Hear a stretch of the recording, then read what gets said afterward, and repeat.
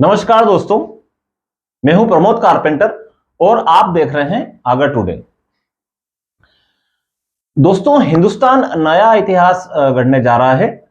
चंद्रयान-3 कल शाम को चंद्रमा पर उतरेगा और ऐसा करने वाला भारत विश्व का चौथा देश बन जाएगा। पूरे देश में इसको लेकर उत्साह है। हर कोई चंद्रयान की सफल लैंडिंग की कामना कर रहा है। वैसे तो चंद्रयान अपनी नियत तिथि यानी कि 23 अगस्त को ही हर हाल में चंद्रमा पर उतरेगा, मगर यह भी हो सकता है कि यह तारीख आगे बढ़ जाए। इसके बारे में मैं आपको विस्तार से बाद में बताऊंगा, पर पहले आप यह जान लीजिए कि चंद्रयान को आखिर 23 तारीख को ही क्यों उतारा जा रहा है। दरअसल भारत चंद्रयान को चंद्रमा के दक्षिण ध्रुव पर उतार रहा है। यहाँ की जमीन तो समतल है ही नहीं, उसके अलावा यहाँ का जो तापमान होता है वो भी सैकड़ों डिग्री माइनस में होता है। चंद्रमा पर एक दिन लगभग 27 दिन का होता है, यानी कि 27 दिन यहाँ दिन रहता है और 27 दिन ही यहाँ पर रात रहती है। आने वाली 23 तारीख को यहाँ पर दिन की शुरुआत होगी और आने वाले 27 दिन जो हैं वो यहाँ दिन ही रहेंगे।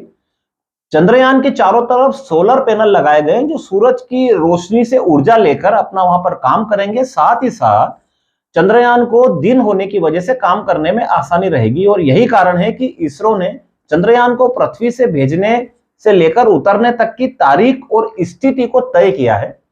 चंद्रयान वर्तमान में चंद्रमा की कक्षा में पहुंच चुका है और अपने सहयोगी मॉडल से अलग भी हो चुका है। अब प्रोपल्शन मॉडल तो चंद्रमा की कक्षा में घूमता रहेगा, मगर साथ में जो लैंडर मॉडल है जिसको कि चंद्रमा पर सॉफ्ट लैंडिंग की कोशिश कराई जाएगी, वह 17 अगस्त को 150 से 167 किलोमीटर की कक्षा में था। वह अभी 113 के ऑर्बिट में घूम रहा है। चंद्रमा को 100/30 किलोमीटर की ऑर्बिट में जाने के बाद 23 अगस्त को 30 किलोमीटर की ऊंचाई से नीचे की ओर चंद्रयान को आना पड़ेगा और चंद्रयान 130 किलोमीटर की ऊंचाई से चंद्रमा की सतह पर लैंडिंग करने की कोशिश करेगा।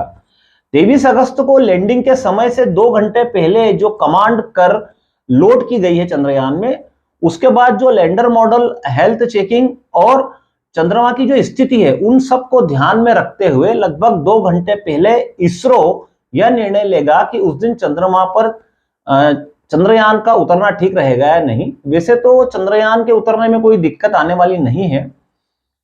चंद्रयान वैसे 23 अगस्त को ही लैंड करेगा, मगर सतह और जगह में अगर कोई दिक्कत आती है तो लैंडिंग को पोस्टपोन करके 27 अगस्त को कर सकते हैं। इसरो ने बताया कि लैंडिंग जो है वो 23 को ही होगी, मगर 27 को भी अगर होती है तो उसके लिए भी पूरी तैयारी इसरो ने कर ली है। 23 को चंद्रयान 30 किलोमीटर की हाइट से नीचे उतरने का प्रयास करेगा। अब मैं आपको इसकी स्पीड के बारे में बताता हूं कि नीचे उतरते समय जो इसकी स्पीड होगी, 30 किलोमीटर से जब चंद्रयान नीचे उतरेगा तब इसकी स्पीड 1.68 किलोमीटर प्रति सेकंड होगी, जो काफी तेज मानी जाती है।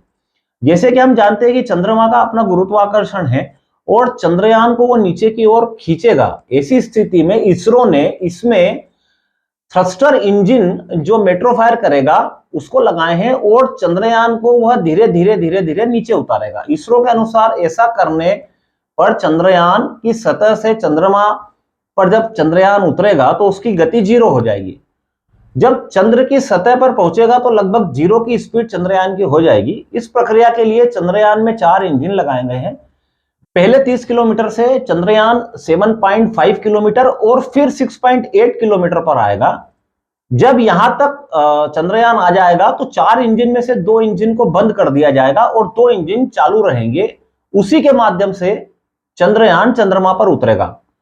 अब आपको गति बताता हूं। जब चंद्रमा के ऊपर उतरने के लिए चंद्रयान 30 किलोमीटर की ऊंचाई पर रहेगा तब उसकी गति 1.6 किलोमीटर रहेगी और जैसे जैसे चंद्रयान नीचे उतरेगा, यानी कि जब वो 6.8 किलोमीटर की ऊंचाई पर आएगा तब उसकी उतरने की स्पीड 350 मीटर प्रति सेकंड रह जाएगी, यानी कि लगभग 4 गुना कम हो जाएगी। इसके बाद चंद्रयान 6.8 किलोमीटर की ऊंचाई से जब चंद्रमा की सतह के लिए उतरेगा और 800 मीटर की ऊंचाई पर आ जाएगा तब इसकी स्पीड लगभग 0 मीटर प्रति सेकंड हो जाएगी।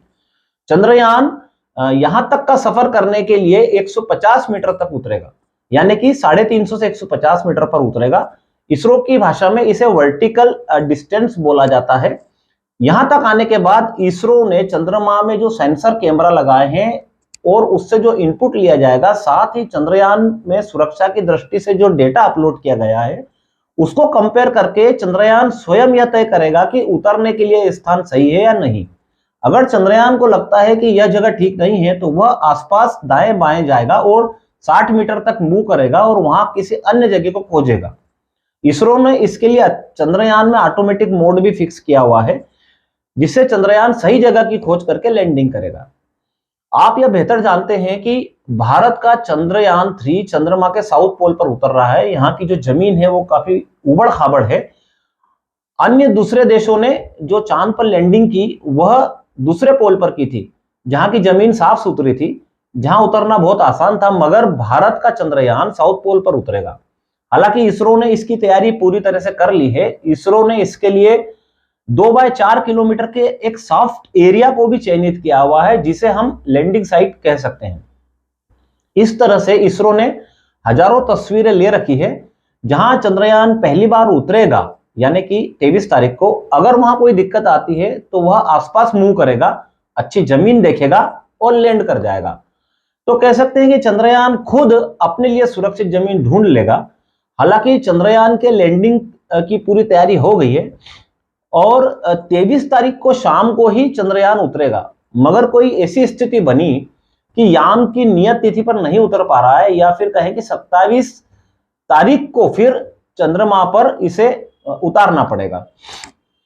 चंद्रमा पर अगर 27 तारीख को यह यान उतरता है, 23 तारीख के स्थान के जगह 27 को, तो जिस स्थान को चयनित किया गया उससे लगभग 400 किलोमीटर दूर अलग स्थान पर उतरेगा। हालांकि वो स्थान भी ऐसा ही रहेगा, वहां के लिए भी इसरो ने पूरी तैयारी कर ली। साथियों, मैं आपको चंद्रमा के उतरने की पूरी प्रक्रिया का सीधा प्रसारण दिखाऊंगा और उसकी कोशिश करूंगा। इसके लिए आप सभी आगर टुडे को सब्सक्राइब जरूर कीजिए और बेल आइकन को जरूर दबाइए, जिससे लाइव होते ही आपको नोटिफिकेशन मिल सके। मेरे साथियों, मेरे दोस्तों, सभी अपने ईश्वर से कामना कर रहे हैं कि चंद्रयान 3 सुरक्षित कदम रखे चंद्रमा पर और भारत वहां पर अपना परचम लहराए। तो आप भी दुआ कीजिए और देखते रहिए आगर टुडे।